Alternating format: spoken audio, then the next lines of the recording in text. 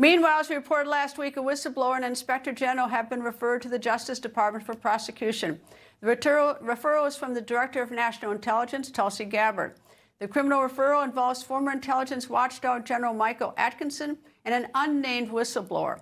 In 2019, during President Trump's first term, the whistleblower flagged some concerns about President Trump's phone call with Ukraine's President Vladimir Zelensky. General Atkinson then took the whistleblower's concerns to Congress.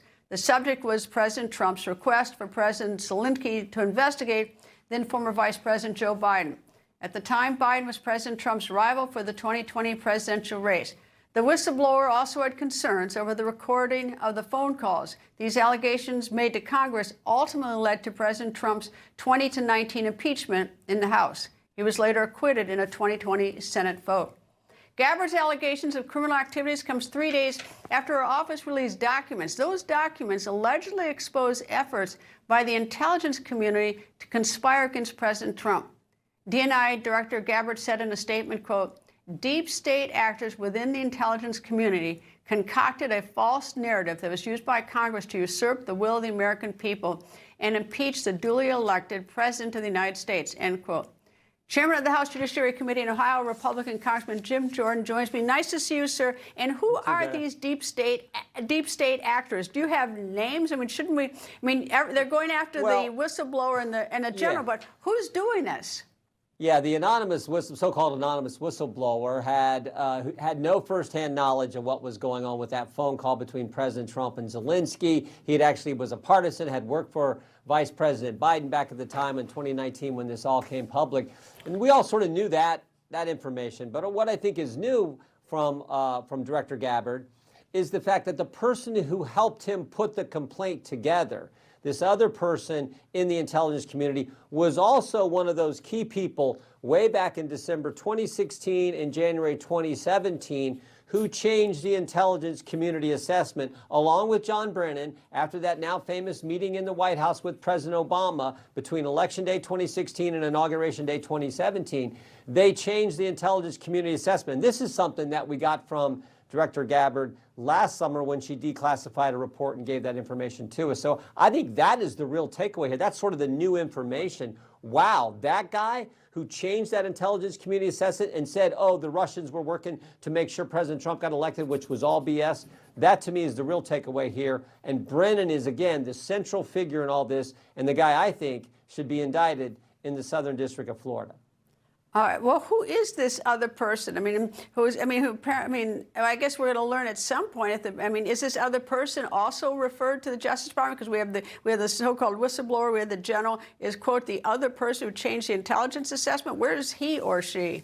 Well, the key person who changed it is the one we know is John Brennan. And this other intelligence community person who was part of this complaint, helped the anonymous whistleblower write the complaint. They're also, I think, potentially some criminal wrongdoing there. But Brennan lied to us about it. That's what we referred him for. When he came and testified last Congress on a different issue, he lied to us about the dossier and the impact of them using the dossier to change what the intelligence community report said. So that's why we referred him, because it was clear he said one thing in the deposition, what Tulsi Gabbard had declassified and released said just the opposite.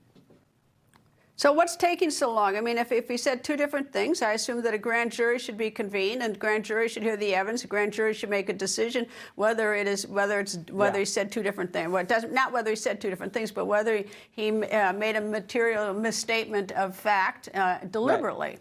Yeah, so a grand jury has been convened, my understanding. Cooperating witnesses have been called according to news reports. We'll just have to see. Again, that's a call for the Justice Department. But there was one of the emails we got about Brennan was when one of the intelligence community folks who work in the intelligence community told Mr. Brennan, we shouldn't use the dossier as the basis for this intelligence community assessment. It just doesn't hold up.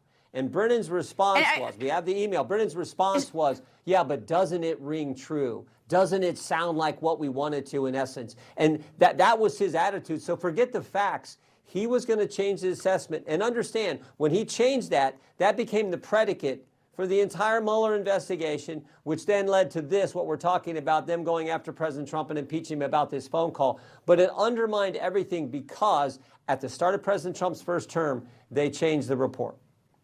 And by dossier, do you mean the Steele dossier? Exactly. The dossier that... Well, where's Steele in this? Where's Steele in all this? He's a foreigner, so it's tougher to get him, of course. But yeah, the whole point was the Clinton campaign hired the law firm, who then hired the public relations firm, who then hired the foreigner, Christopher Steele, who wrote the bogus document that Jim Comey used as the basis to get the warrant to spy on President Trump's campaign. And then they used the dossier, which was completely discredited, completely baloney. They used that to change the intelligence community report. And that became the basis for this whole Mueller investigation and all they did to undermine President Trump's first term. Well, you mentioned Comey. I still have not recovered from the fact how he took a document and he was such a coward. He wanted it out in the public and he wanted to give it to the New York Times and he didn't have the courage to hand it to the New York Times himself with his own name. He feeds it through a friend, launders it through a friend in New York because he's such a coward.